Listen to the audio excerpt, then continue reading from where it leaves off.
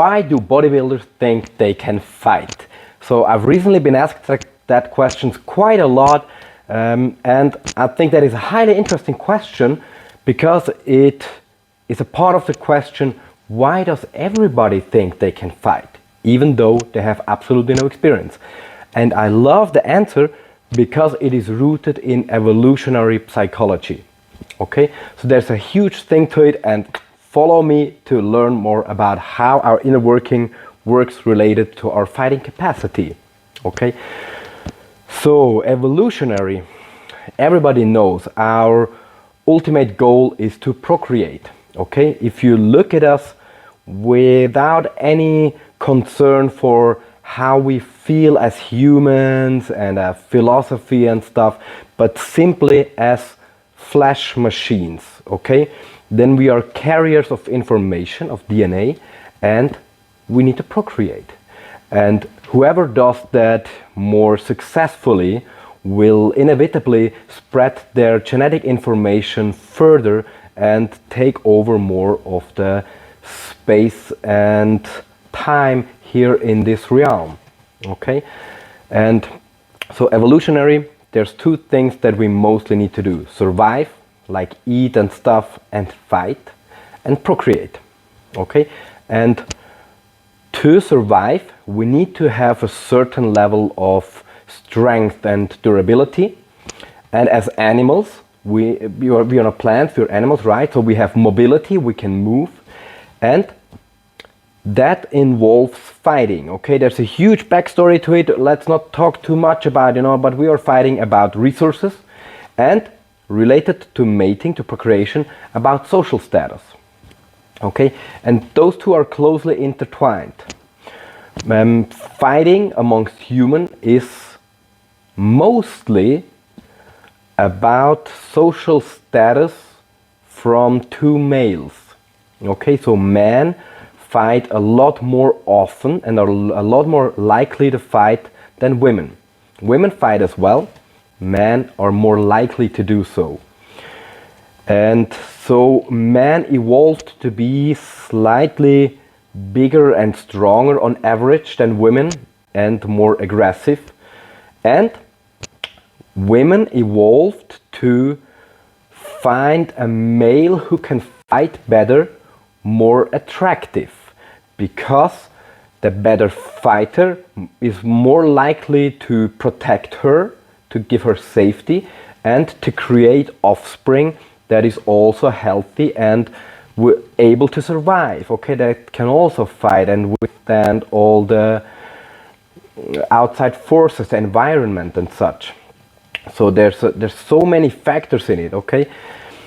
And when we evaluate somebody for their fighting power, we rely on our visual sense. Okay, so we are able to kind of evaluate a threat based on visual input. So we tend to think somebody is more dangerous if they are taller than us, bigger than us, more muscular, and especially cues for higher upper body strength, because the major threat in fighting between two humans, especially untrained humans, is coming from the hands and upper body.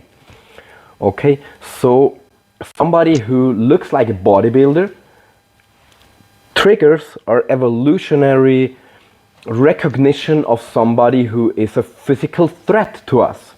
Okay, and now here's the funny turnaround of it. That's exactly the reason why bodybuilding is trying to get that look.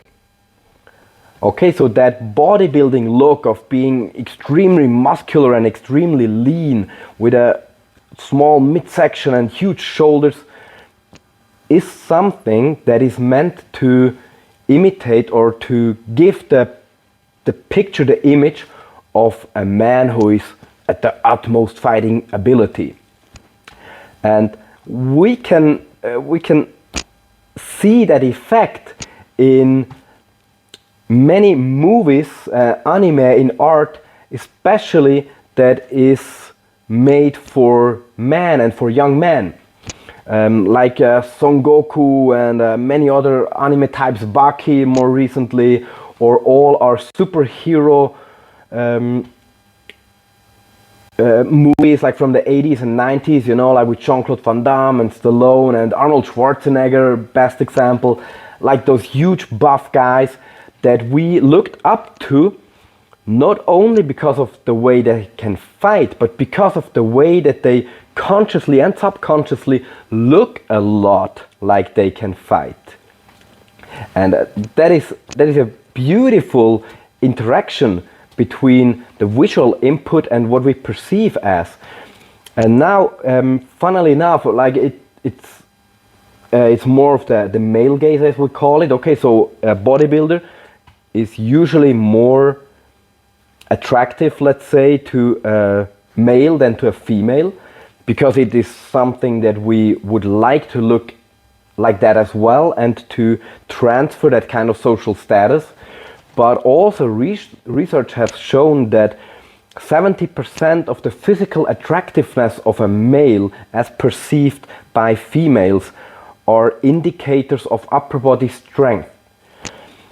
And if you ask any woman like what they like in a man, they will talk about indicators of strength, of power. So the first thing they will say is, yeah, he needs to be tall. And usually they don't mean like some tall, lanky guy. Tall and big and strong and dark and, you know, like all that features that consciously and subconsciously transfer an image of somebody who can fight, and to a part rightfully so a bit, because somebody who is more muscular is likely a lot stronger, very likely, and being a lot stronger, that means very likely that he will beat the weaker man in a fight. That is only confusing when we talk about like a bodybuilder who is purely training for muscle and somebody who is an actually trained fighter. Then our natural perception of who would be the better fighter can be skewed in a funny way, but the underlying mechanism is actually very incredibly helpful at avoiding physical conflict that would cost us dearly. You know, it would be a very bad idea to get into a physical conflict with somebody who's so much stronger. And if you would be genetically hardwired to do so, then your genetic lineage would probably die out unless you have an innate or trained high fighting ability and aggressiveness, which is of course another point, but let's not take away of the point that that is exactly the reason. Bodybuilders want to look the way that we evolutionary psychologically perceive somebody as a strong fighter, because that is how a big part of how we males perceive somebody's status as a man, and rightfully so, because it has a huge influence still in our day-to-day life. So I hope you like that analysis. Let me know your points on it, your opinion, and hope to see you next time.